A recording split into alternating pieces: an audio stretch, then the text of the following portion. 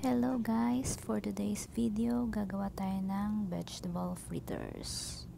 Yan na, ang kailangan natin, i-grate natin lahat, carrots, zucchini, and potato. Yan.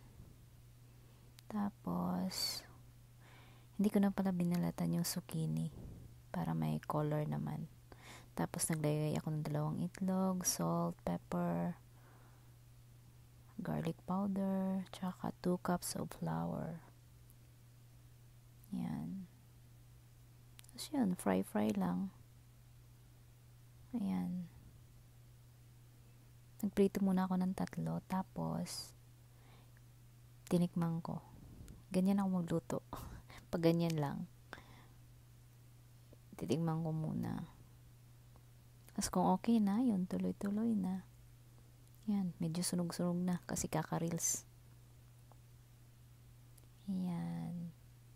Masarap siya guys. Pwede siyang pang merienda or lunch.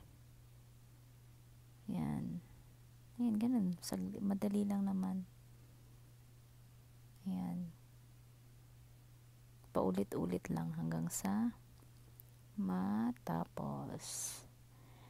Thank you for watching.